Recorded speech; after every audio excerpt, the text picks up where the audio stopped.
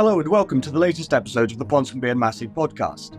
In 4 weeks' time, hundreds of millions of the citizens of the United States of America will take part in the most consequential election held anywhere on the planet this year.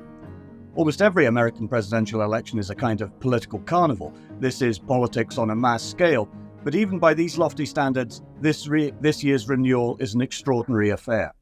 Consider some of the details. A sitting president, effectively unchallenged for his party's nomination, was nevertheless defenestrated by his own Democratic colleagues less than 4 months before polling day. If that is extraordinary, it is no less remarkable that the Republican challenger is not just a former president himself, but a convicted felon disinclined to accept that he was fairly defeated 4 years ago.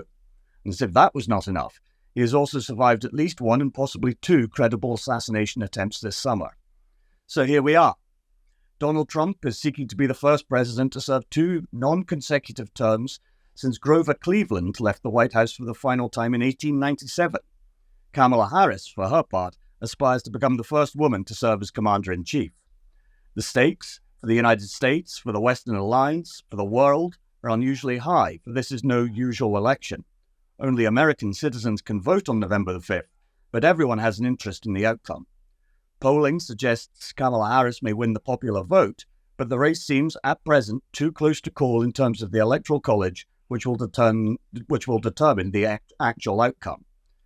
So I'm delighted to say that Bernard and I are joined today by David Frum to talk through some of the issues and the current state of the campaign race. David's a staff writer at The Atlantic magazine, formerly worked for National Review and the Wall Street Journal editorial page, and also served as a speechwriter for President George W. Bush. But he now, I think it's fair to say, finds himself exiled from what has become mainstream American conservatism. The titles of his two most recent books may offer a hint as to why that is the case.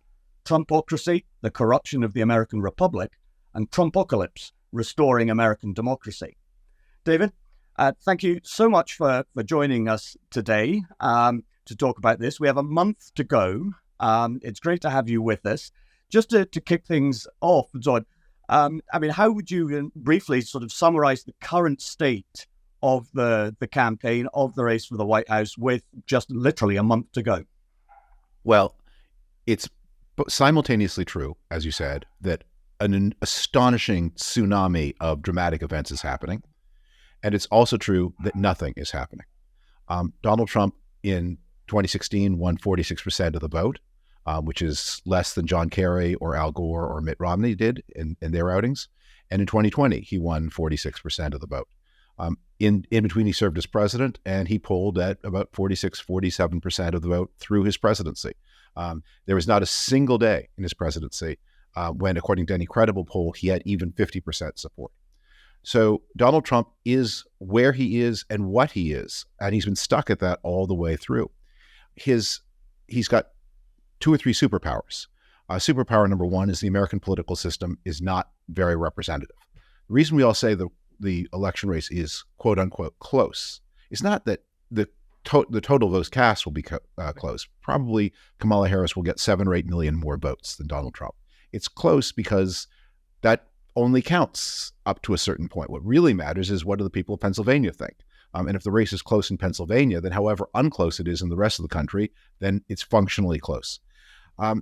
And so that's one secret superpower. And the other is his ability to hypercharge a minority of the American electorate, or a minority even of the conservative electorate, while at the same time allowing factionalism and splintering to make sure that the anti-Trump coalition has difficulty coalescing against him. That's why he won in 2016, but it did coalesce in 2020. That's why he lost. And the big question for 2024 is, will the anti-Trump majority coalesce against him, or will it be either splintered or lethargic?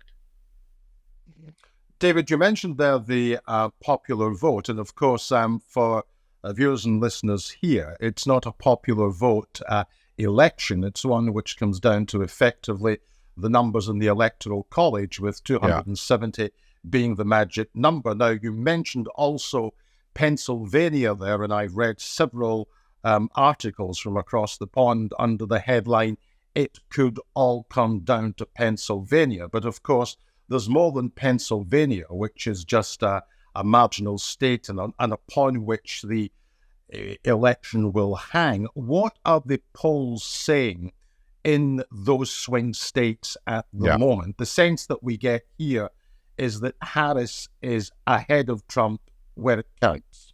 Yeah. I would say a word about the Electoral College. We have these intense debates in the United States about the Electoral College and the way it deviates from popular votes. And the people who defend the Electoral College will defend the non-popular representativeness as a good feature. It's really important to understand that when the Electoral College was designed in 1787, the idea was not, yeah, it's really important that California and New York not count. That California didn't exist, of course, and that some strange states do.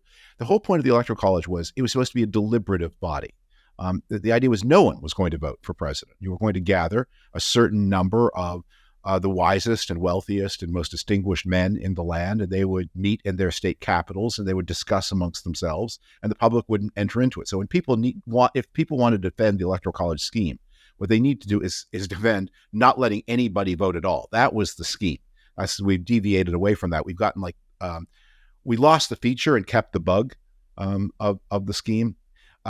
So there are a couple of routes through the Electoral College for Kamala Harris. If she wins North Carolina, plus Georgia, plus Nevada, plus Arizona, she can afford to lose Pennsylvania. Pennsylvania is a big state, by the way. I think it's the 5th biggest state in the country. And and one of the reasons that's not just gamesmanship, that the Trump coalition in 2016 and the Biden coalition in 2020 were based on winning hard-pressed industrial areas around the Great Lakes.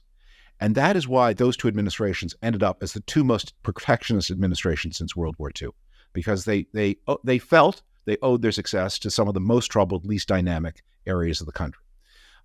If Kamala Harris loses Pennsylvania but wins in the states I mentioned, North Carolina, she's picking up some of the most economically dynamic areas of the country. And it's possible to imagine a Harris coalition that is much more open to economic dynamism than either Trump or Biden were, and that says, we're not afraid of the world. We don't have to put up all these tariff barriers. North Carolina, Georgia, Arizona, these are fast-growing states with industries of the future. We don't have to be so afraid as people who are still doing rubber and steel are afraid. Yeah. But protectionism is an interesting thing, because when you look at when Trump first became a figure of public renown back in the 1980s, then the great fear was, Japan is eating America's lunch. Now it's China, other parts of the world. There is a sense, I think, isn't there, that Trump has been remarkably consistent to the extent you can accuse him of consistency on anything. But when it comes to tariffs, particularly a sort of almost strongman view of the world's trading system, but it's rooted in a sense of American decline, of American weakness, it seems to me, as an outsider. Yeah. Well, look, Trump's politics are a projection of his own psychopathologies. And he's got two. The first is that life is a struggle for domination, that there's no relationship of cooperation. There's only dominating and being dominated. And that's the way he thinks about his sex life. That's the way he thinks about international trade. That's the way he thinks about business, that he cannot conceive that two people can have any kind of relationship that works to the benefit of them both. And the second thing, of course, is a tremendous gnawing sense of his own, not only weakness, but ridiculousness. The great theme of his speech is, again, against people might be laughing at us. He means people might be laughing at me, because he is in so many ways a ridiculous figure. So combine a sense of interior humiliation with the sense of life as a struggle for dominance, and you get all of Donald Trump's politics. And the problem is, if you're psychologically normal, these things seem obviously not true, and they lead to very strange results. I mean, I don't want to dispute that with China, the rest of the world has a very specific problem of how do you integrate such a gigantic country that doesn't play by so many of the rules of the world trading system of international law. How do you integrate it into the world market? But Donald Trump had the same answer for the true and valid problem of integrating China.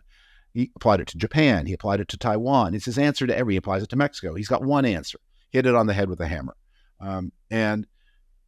It's not there is some, we need a special policy for China, but if we're going to balance China, This is one of the reasons why this election is so consequential and why so many people who don't share Kamala Harris's politics on domestic issues end up in her camp. If you are alarmed by China, if you think about it, you have to begin with this observation. The United States has had a number of great power rivals over the past 100+ years. But Hitler's Germany and the Soviet Union were military and ideological threats, but they were never economic, financial, and technological equals. The last time the United States faced a country that was a potential technological equal was the Kaiser's Germany. And even then, the United States had twice the population, or 50% more of the population than the Kaiser's Germany. It has never encountered a challenger that is an economic, financial, technological near equal. I mean, it's not quite a peer, but it's nearly so. That is also a bigger population base. This is a new kind of challenge. And if you're going to balance it from North America, you need a lot of friends. That is the key idea, I think, that animates so many of us in the never Republican world, is we understand if we're going to meet the China challenge, we need friends, we need partners, that our relationships with Europe and Britain and the friendly countries in the Pacific Rim, those are force magnifiers, those are assets, and they must be cultivated and nurtured.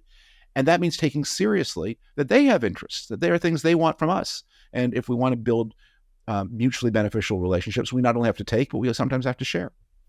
David, let me ask you about the nature of the campaign at the moment and indeed the issues. It does strike me, watching from afar, that it's very, very personality orientated. And of course, we've just gone through a general election in the United Kingdom just a matter of a couple of months ago, where there did again appear to be a complete and utter lack of substance over policy issues in the general election campaign. It was fought on the issue of change, and yet the party that won the election, the British Labour Party, couldn't actually spell out during the election what kind of change they were actually offering. They got in not on a policy prospectus, they got in on a slogan. And it does look, as you look at the presidential election at the moment, that a lot of it appears to be fought through the prism of personality and who has the right or the best characteristics in order to lead. I'm not getting the sense that there's a lot of debate over the substance of policy, which might make a material impact on the lives of ordinary Americans. Well, maybe this is where distance lends some perspective, because from this side of the Atlantic, British politics over the past 10 years make a lot of sense, and they're not about personality. Britain in 2016 made the most important decision it's made since it gave up the British Empire, when it decided to exit Europe. And by the way, I personally would not have supported that decision, but I don't think it was a crazy decision. As one of my Brexiteer friends said to me when he was explaining the vote, he said, Britain, this island has governed itself for a long time. We're good at it, and we're prepared to pay a heavy price in order to keep on doing it. I think, I can respect that point of view. I really can. You just have to let people know that there's a price. The problem in British politics is British people were told that Brexit would mean more. And everyone who studied it understood, like my friend, Brexit means less. And the question for British politics over the past decade has been, who's going to tell the British people that what was sold to them as more is in fact less? And now that we know that it's less, who's getting the less? And who's getting how much of the less? And that's what all your politics are all about. Who's going to tell them, and who's going to pay the price of something that they were advertised as not a purchase, but an acquisition. So from our point of view, yeah, there's a lot of the Donald Trump campaign is war on Taylor Swift to stop Haitians from eating pets. But you know what? There is something very real going on. And what we're arguing about is, is democracy the way forward, even in a society where the traditional white majority is no longer a white majority? Does the loss of white majority status mean that we should rethink the democratic idea and have some other form of government? J.D. Vance, Trump's running mate, who is unfortunately for J.D. Vance a true intellectual, he's been quite explicit about this, that the country's changing in ways where if we have real democracy, the people who should be on top may not be on top. So we have to rethink democracy to keep the people who should be on top on top. We're arguing about, should the United States maintain the alliance structures it's had since the Second World War, or should it act like a predatory lone power? We're arguing about, should we defend democracies that are in trouble? Ukraine today, Taiwan, Israel, or should we abandon them to their own devices? We're talking about, what kind of behavior do we want to see in our friends and neighbors? I mean, I think one of the things, one of the offers that Trump has made is he said, you don't have to be so nice to people in this life. You can be kind of a jerk. In fact, you should be kind of a jerk. And if you've got a way to be a little anonymous and you want to indulge your worst personality, go ahead, be my guest. That's actually being a patriotic American. It's like the Magna Carta for assholes. And that's what he's offered people. And a lot of people say, thank you. I've been waiting for that opportunity for a long time. So we're talking about some real things. We talk about them via personality, but these are real issues. Yeah, I mean, one of the things, and this is perhaps somewhere where we bring in some of your own, if you like. I mean, journey is a terrible word, but I'm struck by the fact you have recently Dick Cheney, for heaven's sake, saying I am not going to be voting for the Republican Party's nominee for president of the United States of America. I strongly doubt that Mitt Romney is going to be voting for Donald Trump, and I'm absolutely sure that if John McCain was still alive, that he would not be voting for Donald Trump. Trump's own vice president, Trump's own secretary of defense, Trump's own secretary of state, Trump's national security advisors. Trump's first secretary of state would call him a fucking moron. And Trump's secretaries of state, defense, have called him a danger to the republic. He is someone who is, he is remaking the party system. Yes. And, so I suppose the question is, how has this happened? How has the party, of Reagan, of both Bushes, of Romney, of McCain, become the party of Trump? Well, this happens at half-century intervals quite often in the United States. So let me get the last time this happened was 1968-74, when during Vietnam, the civil rights protests, Watergate, and we saw this rearrangement of the political system. So South Boston, which is quite down the coast from downtown Boston, which is a famous Irish American center. That area voted something like 90% Democratic in the elections of 1960, when John F. Kennedy was on the ballot, in 1964. And it went overwhelmingly for Reagan in 1980 and has stayed quite Republican ever since. So some of the most Democratic areas of the country went Republican between 1960 and 1980. And then the upper New England, Vermont, home of the shirt you're wearing. Vermont used to be the most Republican state in the Union. In 1936, Maine and Vermont were the only two states that voted against Franklin Delano Roosevelt. Vermont is now the most liberal state in the Union, the most Democratic. Yeah. So we have these changes. We saw this in 2018, where the Democrats took the House of Representatives, and they did it by winning not marginal seats, but super Republican seats. George H.W. Bush's former congressional seat, affluent area of Houston. So Bush, the elder Bush, won that seat in 1966. It had been Democratic since Reconstruction in the 1870s. Bush won it in 1966, and it stayed Republican through Watergate, through Iran-Contra, through the Gulf War, through the global financial crisis, and it went Democratic in 2018, and it stayed Democratic. And the seat hasn't changed. It's still a highly affluent, highly educated area. It's just the Republican Party has changed. It used to be the party that appealed most to affluent and educated people, and now it's a party that doesn't. And meanwhile, West Virginia, which used to be one of the most Democratic places in the country, coal miners, union activity, that now West Virginia is about as solidly Republican as it gets. Ohio used to be a swing state, now it's not. So what we're doing is we're remaking the map of how do you predict whether someone is a Republican or not. There are a series of questions. Karl Rove used to be very proud that he would ask you 6 or 7 questions that had nothing to do with politics. What do you like? What kind of cocktail do you like? What kind of car do you drive? And predict whether you were a Republican or Democrat. Well, that is all still true. It's just that different signifiers point to different results. David, that's quite fascinating in terms of the alignment of certain areas and certain states. And you said that it happens every 50 years. But just coming back to Alec's question again, I mean, where stands republicanism in the United States in 2024?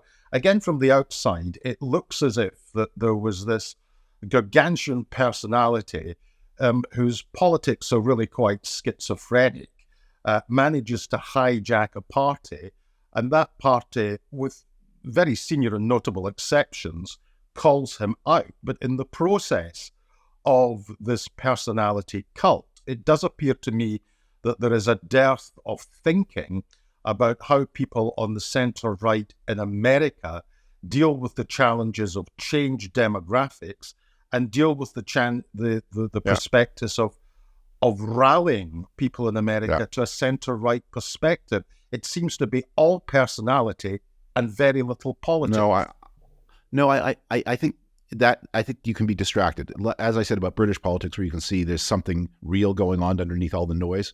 So it's not just a few senior personalities, right? I mean, as I say, the kind of person who was the strongest Republican in the year 1985, someone who, had a nicer house than the neighbors, had attended more years of college, had a fancier car, had a better funded retirement plan. That kind of person is probably no longer a Republican, especially if they live outside the Deep South.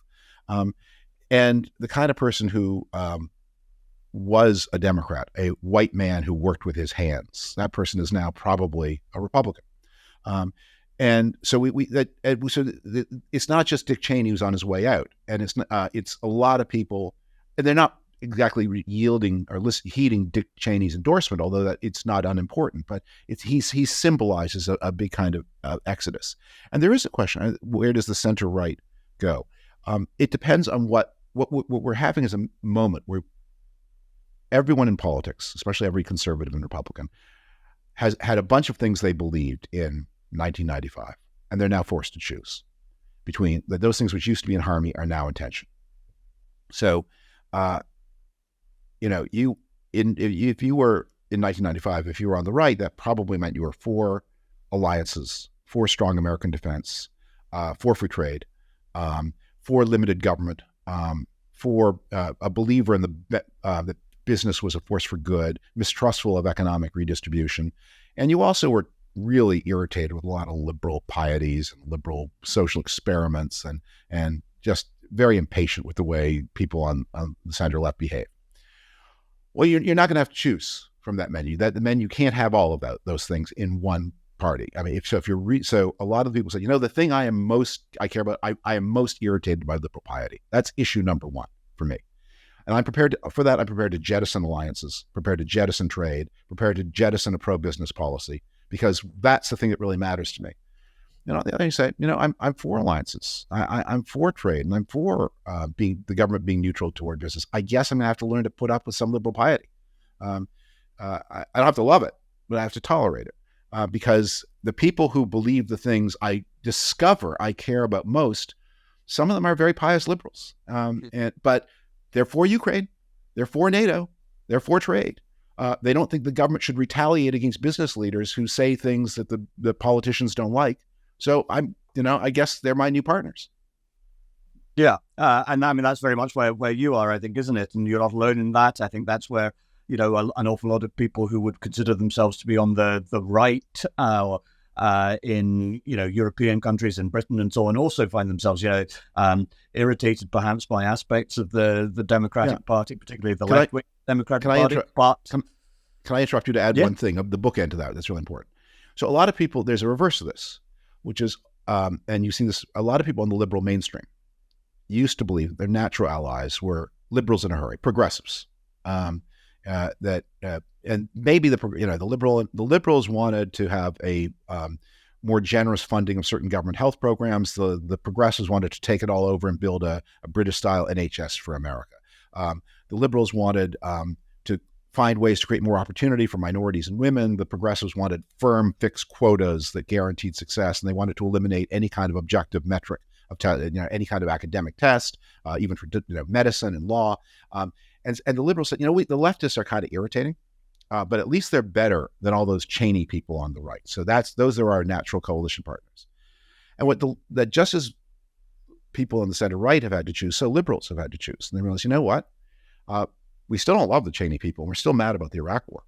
But, they're with us on trade. They're with us on NATO. They're with us on government being neutral between businesses. And these progressives here, they are against Ukraine. They're, not just worried about Israel, they're actually demonstrating on behalf of Hamas. Plus, they're willing to blow up they're willing to give the election to Trump to make a point against us. Whereas our new partners on the center right, they have very modest asks. The progressives have enormous asks and very little clout. The people on the center right, they have some clout and very few asks. I think those are our new partners. And that's what we're seeing. And you read about this a lot in the progressive press where they're so angry at Kamala Harris because Harris is saying, you know what, I find it easier. Liz Cheney offers more and asks less than the people who tried to ruin my convention in Chicago. They ask for the world and they give nothing. So guess what, Liz Cheney, we don't agree, but we're partners. And that's how politics works. Yeah. I mean, if you look at, I suppose this is a slight sort of devil's advocate question, this, but, is it complacent when people sort of say, look, well, we've been through a Trump presidency before, and it was pretty rough at times. But you know what? The Republic more or less survived. If it can survive one Trump presidency, it can surely survive a second. Is that naive? Because that's something that a lot of people, I think, are sort of perhaps clinging to, even if they don't recognize that is what they're doing. Yeah. The human species gets used to everything. As people discover, if they're unfortunate enough to be sent to prison, that things that once seemed utterly unacceptable become kind of normal. And you get used to being fed gruel in metal bowls at stated intervals. And you think, well, this isn't so bad. It's better than no gruel. So during the Trump presidency, we ended with the first attempted coup d'etat in American history. People are used to that. It's now part of our reality. That happened. And the coup d'etat did not, in fact, lead to the erection of a successful dictatorship in the United States. The coup d'etat failed. So maybe the next one will fail too. But we used to have higher expectations than that. And Trump inherited a benign international environment and a benign economy.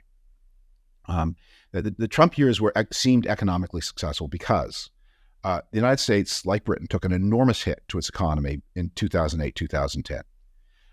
And then it was policymakers, especially the Federal Reserve, were over-optimistic about recovery. And so did not run as stimulative a policy as maybe they should have in the years till 2011, 2012. So growth was slow and the damage had been very great. So 2014, 15, we're still below trend. We did not have this fast snapback. And in 2014, the Federal Reserve tightened money, thinking, okay, we're now back to normal, but we really weren't yet. We weren't back to trend. We're back to normal. We caught up to where we were in 2007, but we weren't where we should have been if we hadn't had the crisis. And chastened by that, in 2015, 16, the Federal Reserve and other authorities begin to open up the spigots a little bit. And so in 2017, 18, 19, we catch up at last with the path that we did not catch up on in the second Obama term. And Trump was the beneficiary of that until he drove the car into the wall during the pandemic. Because while the pandemic happened everywhere, Trump managed it uniquely badly. And it is a reminder that having a guy whose only interests in politics are adulation and stealing, it's fine in good times. What if there's a real crisis? And now he adds to his historic interest in adulation and stealing, revenge. Because the great mitigating factor of the first Trump term was Trump, in addition to being a crook, is also a very lazy crook and a very ignorant crook. But now if he returns, he'll be a much better informed crook. And while I think he'll be as lazy as ever, and obviously he's had some decline, he has some very specific revenges that he wants to take, abusing the powers of the state in ways that are intolerable. But he's made it very clear. That's his goal. He wants revenge on a list of characters, and he's prepared. He's prepared to get to the office even at 11 a.m. if he has to, in order to exact that revenge. David, what do you think the historians in the future will conclude about the Trump phenomenon? Because, someone who runs for office who does not accept the democratic will of the people, someone who incites a coup d'etat against the constitution of the country, and large sections of the country looking on, watching this behavior, find absolutely nothing wrong with it. In fact, more than that, they actually approve of the comments that he makes. Now, I used to always believe that if you get demagogues in politics and demagogues who stand for election, in democracy, you always have the ultimate check and balance. And that ultimate check and balance is that the people will not put up with a demagogue. But here we have a situation where not only does a large section of American society put up with it, but they buy in to the totality of the Trump package. What do you think, therefore, it says about the state of American democracy? Yeah. I don't believe that the people not putting up with it is why demagogues fail. Look, what is a demagogue? It's a Greek word that means leader of the people. And that demagogues become demagogues because they're very good at mobilizing popular responses. This may not be literally a majority because the demagogues often arrive at kind of an intermediate level of development. So you don't get them when the society is desperately poor, because leadership then is very traditional. Unless you are descended from so-and-so, you can't be the leader. And you tend not to get them at very advanced levels of society because there's just too much bureaucracy for the demagogue to cope with. But at the intermediate level, you get Perrons, and Perron was popular all the way through. The real constraint on demagogues is the kind of personality that is good at being a demagogue tends to be very bad at making rational, careful, cautious political choices. So demagogues sooner or later get their countries into big, big trouble. They make a big mistake that leads to a crisis. And so even though they're very good for a time at telling people, we're victims, it's not because of me, eventually it's reality that is the check on the demagogue. It wasn't literally Perron who did it, but eventually the Perronists invade the Falklands Islands, and their system crashes down because that turns out to have been a bad mistake. And so what happened with Trump was he was a reasonably successful demagogue until he ran into the objective problem of COVID. And then because his ego couldn't accept that he had mismanaged the country, he told people to pretend that COVID wasn't there. He told them to take quack medicine. He told them he was completely, he favored friendly governors in the distribution of emergency equipment. He did a lot of things that just exacted so high a price that COVID became a big part of the reason why he lost the election in 2020 by 7 million votes and 4 points of votes and in the Electoral College too. Yeah. So I think that's the restraint, and that's the thing he's struggling with now is Biden Harris. I mean, I don't love everything they've done. Especially in foreign policy, I think they were way too cautious with their friends in Ukraine. And they bungled the Afghanistan evacuation. But on the whole, the economy's strong. The conditions are good, and they can tell a story of objective success. Yeah, I mean, understandably, we've spoken a lot about Donald Trump, but there are, of course, two candidates in the race. Kamala Harris, 6 months ago was not the candidate. Do you agree that, if Biden was still the Democratic nominee, that Trump would be winning this election much more comfortably than may or may not be the case? And secondly, and perhaps more importantly, really, what's your estimation of Harris's strengths and her weaknesses? What sort of president would she be if she wins in a month's time? Yeah. Let's start with the second. That we've had a couple of conceptions of the presidency over the period of the strong modern presidency. And one of them is the president as the party leader, and the other is the president as party broker. So, a president like Ronald Reagan or Barack Obama really bent an often unwilling party to his personal will. But other presidents, Biden is an example of this, George H.W. Bush was like this, were much more managing factions of the party and figuring out what is the consensus within the group. And she seems to be very much a brokerage kind of politician. So what you're getting with her is not going to be dramatic, bold departures from past practice, I am guessing, but much more, what is the consensus of this strange coalition that has brought her to power? And she's going to find some ways to satisfy the different pieces of it and to find a way. The biggest knock on her is she said a bunch of very certain kinds of things when she was running for office in California. She then jagged left in her unsuccessful bid for the Democratic nomination in 2019, 2020. As vice president, she was much more cautious and restrained and gave up her opening to the left.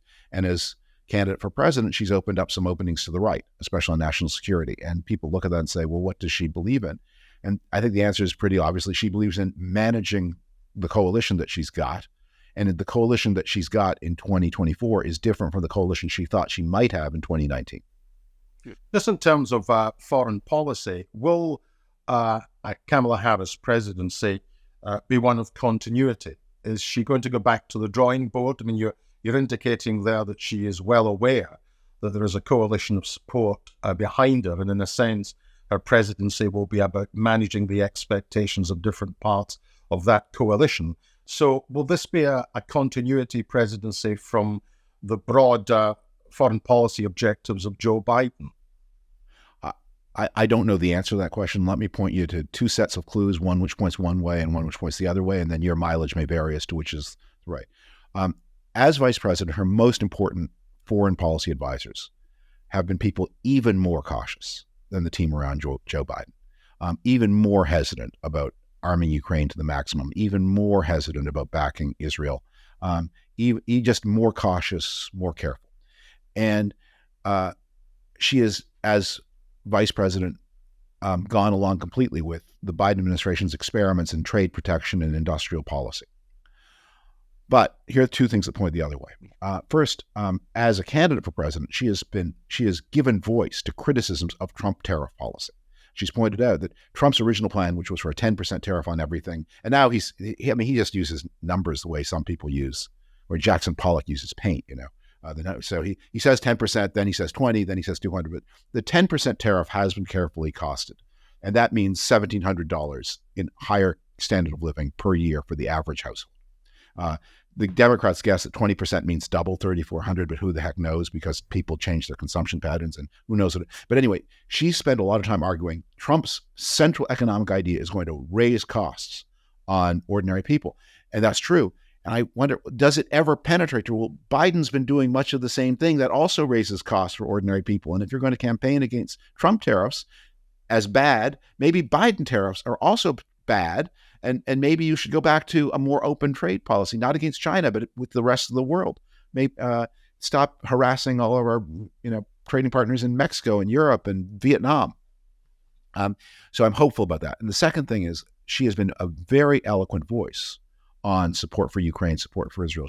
And people in her party have spoken eloquently about Taiwan. She's been more careful on that issue.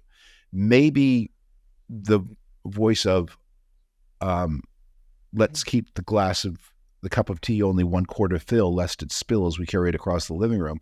I said, what, maybe we could take the tea up to 2/3 and still probably not spill it on the carpet.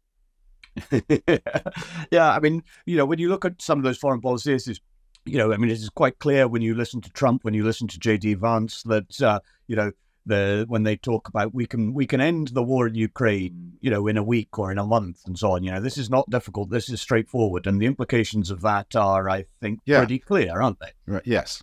They of course they can end the war in a week. Of course they can. It doesn't take a week to sell out Ukraine. Yeah.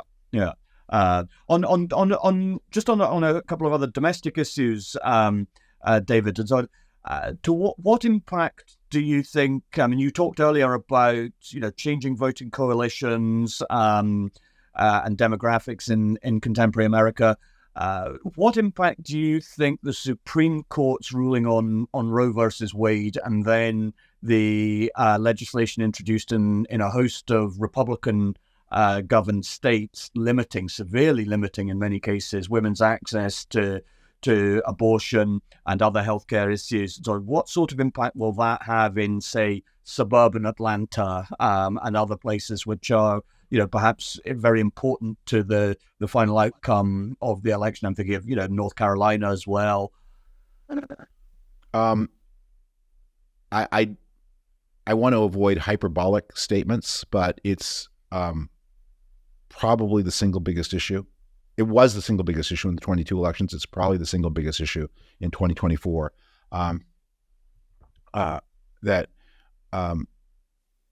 the overturning of Roe versus Wade and the subsequent legislation has, in some states created, and in other states threatened, a surveillance regime over American women, unlike anything that free citizens in the country have known in any country have known in a long, long time. I mean, women are threatened with restrictions on their right to travel out of state, restrictions on their right to communicate in privacy with their doctors. There is a threat of retaliation against medical practitioners for saving lives. The horror stories that we hear are just heartrending. When you're trying to understand why did Republicans have so much worse an election in 2022 than every poll said they would have, it looks like women and men too, were horrified by the shock of Dobbs, even before the horrors really began to arrive, when they were just pointed to. Now the horrors are arriving, and it is a calamitous event. And you watch which party is talking honestly about it, its plans are on this issue, and which party is trying to cloud the issue with a lot of denials and lies, and no, your in vitro fertilization is safe. But the problem is,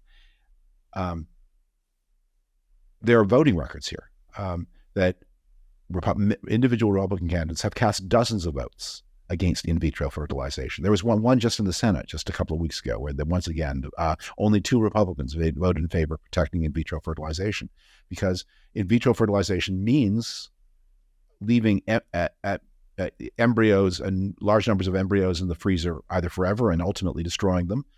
It means in vitro fertilization, the presumption is that a baby is a person, but a fertilized embryo in its first hours after fertilization is not a person.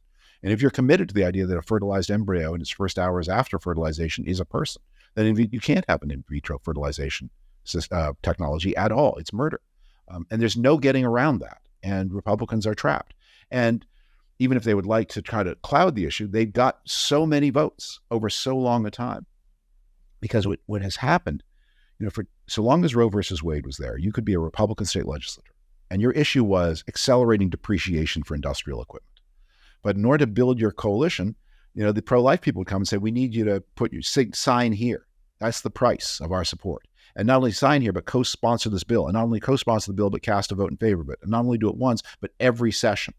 And you think, well, as the Republican who cares about depreciation of industrial equipment, this is all theoretically.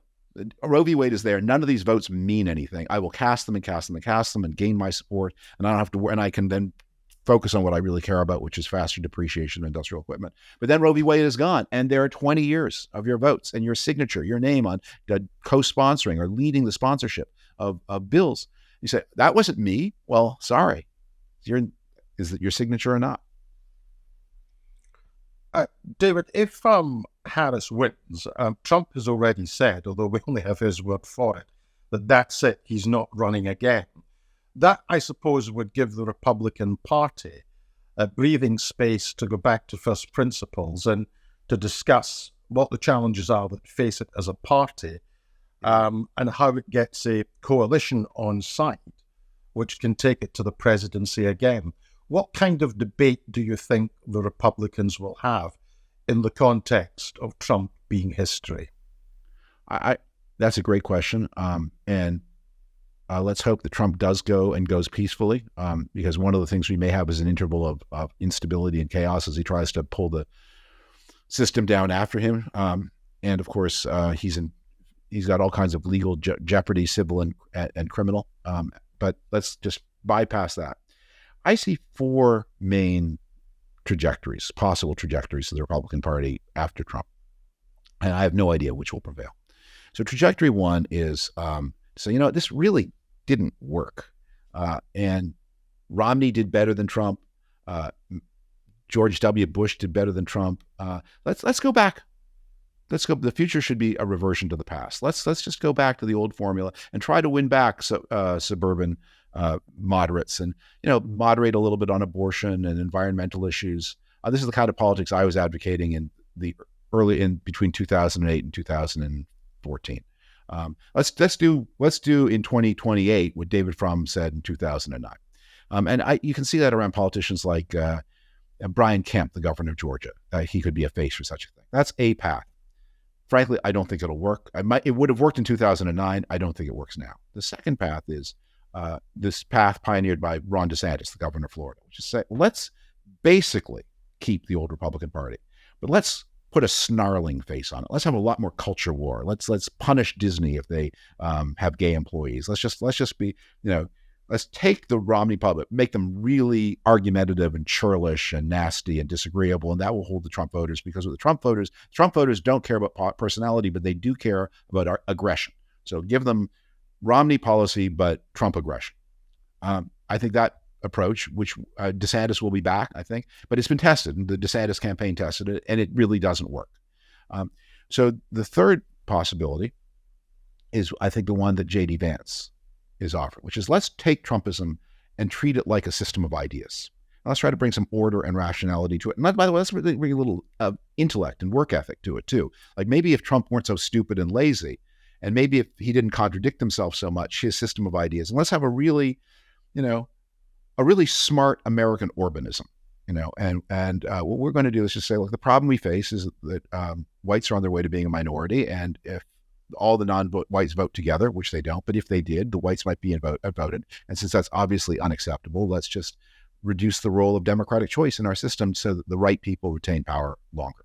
And that's what J.D. Vance will, and that may go somewhere. And certainly, if you go to conservative political action conferences or any place where like serious-minded young conservatives under age 35 gather, that the Vance solution is the one they want. But there's a fourth possibility, which is maybe what Republican voters liked about Trump was just he was the craziest person on the American stage, and they just loved that he was a lunatic, and they loved it. And so in that case, maybe Bobby Kennedy Jr. or somebody, or Tulsi Gabbard, or some authentic lunatic, not someone who's trying to rationalize lunacy, but someone who really means it. They might. So those are the choices: back to the past with a snarl, try to organize and systematize Trump and make it smarter and harder working, or genuine lunacy. Those are the four paths. Yeah, I mean, a couple of those, well, one of those seems preferable to the others, but it's the one that it seems, therefore, doubly unfortunate, it's the one that you think probably won't work and won't happen. You're looking from the outside at this election, so, you think it really is absolutely extraordinary. And I'm conscious, David, that you have another appointment that you have to get to quite soon. So we'll wrap things up momentarily. But, if you look back at, Barack Obama defeats John McCain. That's a historic election result for all the obvious reasons. He then defeats Mitt Romney, but, or Bush versus Gore, astonishingly close. But, all of these elections, you didn't have the sense that the fate of the American idea, the American project, was somehow at stake, because both candidates were from recognizably within the mainstream traditions of their respective parties. This election, like 2016, obviously, doesn't feel like that. But because we've already been through one Trump presidency, this is the one that seems to count for all the marbles in some ways. And so it's hyperbole is a journalistic problem, but it doesn't feel like hyperbole to say that this actually could be the most consequential presidential election of our lifetimes. And do you think that's fair comment? And I suppose, and this is perhaps a little unfair, and so what's your prediction for what is actually going to happen on November 5th? Well, just to sort of set that up and to underscore your point, I recommend that people take a look at, it's a clip of video. It's only 2 or 3 minutes long, and you can find it easily on YouTube. But in 1961, when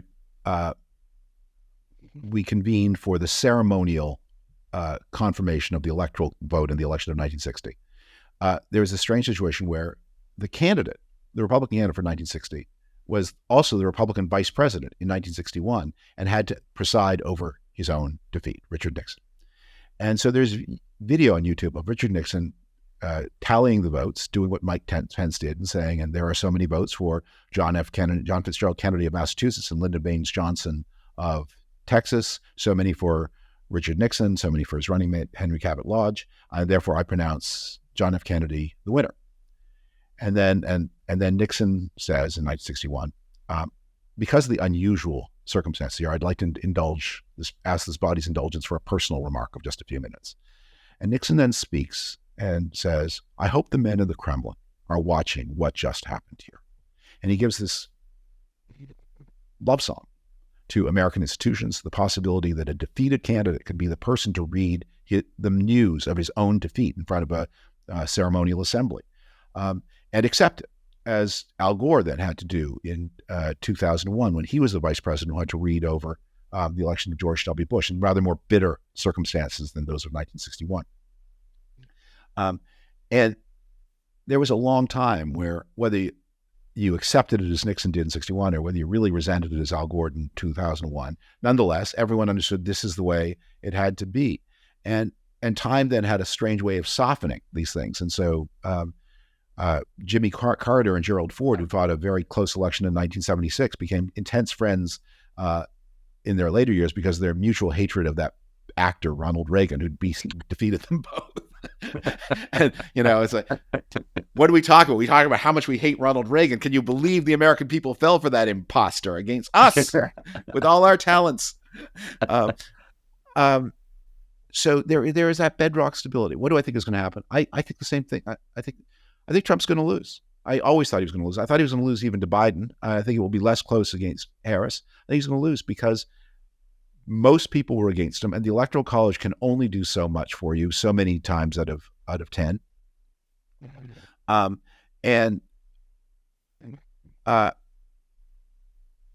Because there's a novel by Raymond Chandler called The Long Goodbye, in which our hero, Philip Marlowe, the private eye, befriends this fascinating but very difficult person.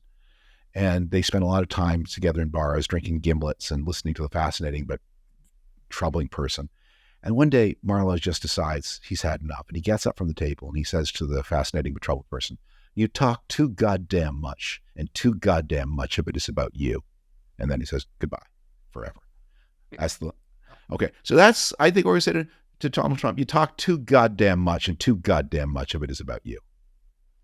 David, that's a fascinating story about 1961. I thought I'd seen most of this sort of footage on YouTube, but I'm going to go away and... It's only like 3 minutes. It's only a few minutes long. It's worth it. Have a look at what Richard Milhous Nixon had to say. We're just about out of time. I wanted to say, first of all, thank you very much for your time. This has been fascinating in that we've really drilled down into some real issues. And it's been an absolute fascinating listen for me. So thank you very much indeed for your time, David. Thank you. What a pleasure to join you. Thank you very much indeed, David. And we can but hope for the best on November 5th, and that the Great Republic lives to renew itself for another day. But with many thanks to David Frum, it's goodbye from me. And it's goodbye from me.